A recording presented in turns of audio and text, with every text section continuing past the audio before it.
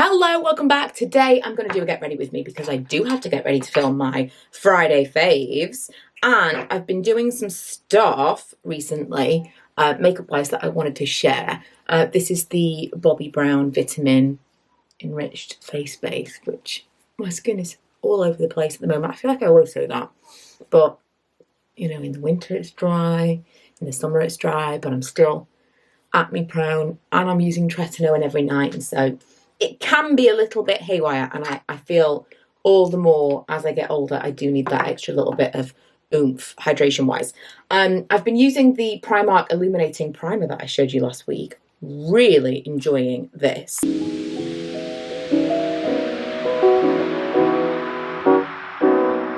I have put way too much on my hands, but it gives a gorgeous glow. I am still going to use that one from Collection that I've been enamoured with, but this is like a base.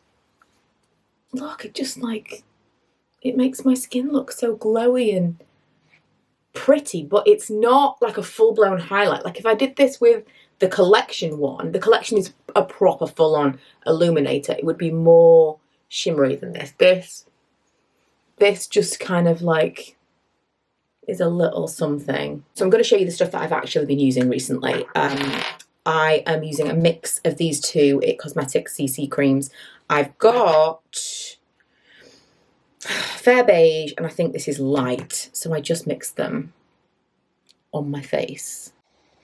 Do you remember the brushes I was talking about the other day, the Primark brushes? I've been trying to use them, but I don't love it. It's very, I mean, it's the finish that I get is streaky at best, but I've quite liked, since I've been mixing these two together, I've quite liked them for the mixing element.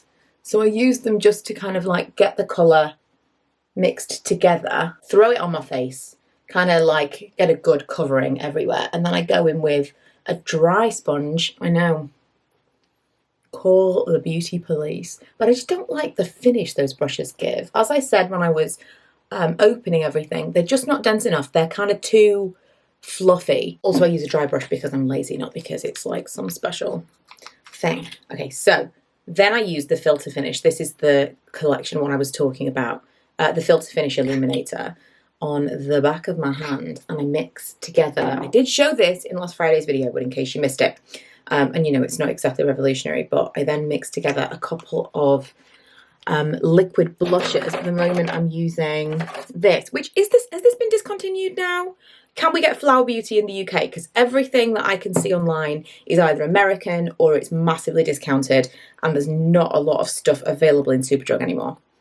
And then the MUA Blushed Liquid Cream Blush in Watermelon, which I know that you can still get this product, but I'm not sure about the shade specifically. I'm going to mix those together with this sponge to give me this kind of shimmery coral colour. It's different every time. It's different every time, and today we're going a little bit lighter.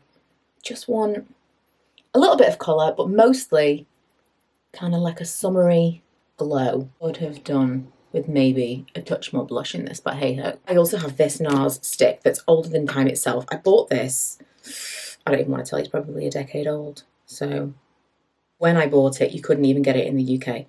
It's called Malaysia, the shade. I don't even think you can get these bronzer sticks anymore. You can get like a blush one, like an orgasm shimmery one of these multiples, but I don't think they do the like matte bronzers. Anyway, it still works for me, and it doesn't smell weird. It still looks fine. So I use it from time to time, but very, very rarely. And it is a real, like, it packs a serious amount of colour. So I need the very smallest amount. Just to kind of slightly bronze, slightly contour, maybe a little bit up here. Again, tiniest amounts. The eye primer I'm using at the moment is this one from Hourglass, not because it's anything special, just because I have it. It's the Veil. I was sent a few things from Hourglass a year or so ago, and some of them I just never opened because they were so expensive that, I mean, not to sound ungrateful, because this is an ongoing debate in the blogging review world, like, you should be grateful for the things that you've got. I actually feel the opposite, because I think if you're too grateful for the things that you receive to review, that will cloud your judgment. And so sometimes I will be sent something that I'm just like, do you know what? I would never ever in a million years have bought that. And I don't want to talk about it because it's just not, I wouldn't legitimately have spent my own money on that. If I receive something that is absolutely fantastic and I've always wanted it, and I would have spent my own money, that's different. Often that's not the case. Do you know, I am going to put a little bit of concealer on. But with the Hourglass stuff, there were a few things that I did try. I was like, I don't get it. I don't get it. Like, some stuff from Hourglass is absolutely fantastic, but a lot of it, same with Charlotte Tilbury. I know I'm like down on Charlotte Tilbury all the time, but I just want to remind you that these days, like back in the day when I started on YouTube, it was really difficult to buy budget products that were great. And I think that's why budget beauty stuff was so popular, because you wanted other people to try them for you. Now it's completely different. Everything's so fantastic. You've got such a massive wide array of stuff. From time to time, I'll buy something and I'm like, this works really, really well and I feel like it's worth the money. But on the whole, you don't need to be spending that kind of money for the majority of your stuff. So I really am quite picky about what I want to recommend, because I don't want you spending money on stuff you don't need. Speaking of which, eyeshadow I think is worth spending some extra money on. If it's going to be something that you use all of the time, because there is a difference. There is a massive difference in formula, texture, how it is to apply the whole thing. I was going to go, like, I mean, I still might go smoky, but I'm feeling kind of like a sun-kissed situation. The reason for that is the whole of my back is, can you see a little bit pink on my shoulder there? I was in the garden yesterday, gardening, not sunbathing. I SPF'd the front of me, did not SPF the back of me. That was a mistake. So I'm not really feeling kind of like heavy. I was going to straighten my hair, do like a whole heavy look. No, I can't do that because, I feel like I'm actually melting from the other side of me. So I think I'm going to use a combination of these three for something like shimmery and summery. This is Push Up. I love this palette so much. I'm cross with myself that I waited so long to buy it. It was kind of a splurge for me because I do tend to stick within a kind of like under £20 range, and this I think was like 36 or something like that. Was it even that? I don't know, but it was worth it, whatever it was, because the formulas, everything blends so beautifully, so easy to work with. I'm not a professional, I'm not very good at all, and so the easier something is, the better. And this just, it doesn't matter what you do, it always looks good. I realise we're going to test that theory right now. I still am, I suppose, going a little bit smoky, but I do, the colour that I used on the outer corner is Chocolate Martini, and it reminds me a lot of Smog from Urban Decay, which is my all-time favourite eyeshadow. It's like a bronze, but it's not too warm, it's kind of like a greeny bronze. And I'm going to use, I actually ended up only using those two, that one and that one, but I'm going to use the very pale matte colour just in the corner of my eyes. This is like a go-to. I did makeup similar to this the other day, and I had a couple of people ask for a tutorial. I really don't do a tutorial, but I said I would show how I did it. This is very similar. I just use a combination of the colours in this palette, really, in this way. Most of the time it's like the espresso colour, what was it called? Chocolate Martini, sorry, in the corner. And then I just get like gradually lighter, and then I use the matte pale colour in the middle. Then the Physicians Formula eyeliners. I hope these are still available. They came in a trio. I've got the matte and the satin one here. I think, yeah, the satin. The satin is the nicest to actually apply. It's got the most kind of creaminess to it, so you don't have to try that hard to get it on your eye in the first place, but also it smudges out really nicely as well. So just on the outer corners. Also, fun fact about me, I can't wink, can't only close one eye. I mean, it's a problem in my life, truthfully. Then I take an angled brush and just kind of smudge it along the rest of my lash line. Testing out these new Primark eyelash curlers. Ooh! You know what? I've got some Tweezerman ones that I use all the time. And these, I think, are a little bit better of a shape for my eye. Oh, I've got them dirty already. I think, I mean, I have said this for years, but I do think one of my eyes is a different shape to the other. because especially when I do lash curling, like with one of them I can get it every time, and then the other just doesn't fit in as well, you know? And I have to really like shove it in the space of my eye. The Primark ones are nice. I think it's going to be so specific to the individual. I had some Hue ones years ago because they were the ones that everyone was buying, and it was like, oh, you need these ones because, you know, they're the most expensive. They're the ones everyone recommends. And then years, like, because I'd never had that much success, years later I was reading about them because I didn't really understand what I was buying, that they were specifically made for Asian eyes. So everyone loved them, that was great, but they weren't the right shape for my eyes. This is the NYX Micro Brow Pencil, the twisty up one that I use all the time.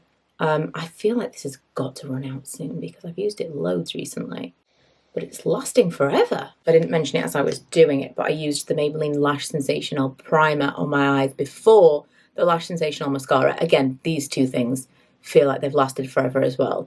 I feel like all of a sudden I'm going to need to replace a bunch of my like everyday stuff because how is this happening? And after everything I said about Charlotte Tilbury, I am going to use the pencil everybody loves. This is, what's it called? Pillow Talk. The texture is good. It's very dry. It's really good for that kind of just slightly overlining your natural lip colour thing, but it is very dry. I think if this was a different colour, I wouldn't like it. And I put on top of this my new favourite old lipstick, which is MAC Hue. And I never used to use this. It just didn't work for me, but these were the days before lip liner made it big. And I do just want to say, if you are looking for a lip liner, the Charlotte Tilbury is great, but it's mostly the colour that I like about the Charlotte Tilbury. My absolute favourite texture, my favourite formula of lip liner would be the Urban Decay 24/7 lip liners.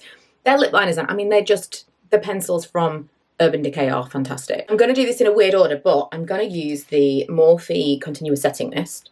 Just make sure it's not got a weird clog. I'm going to use that now.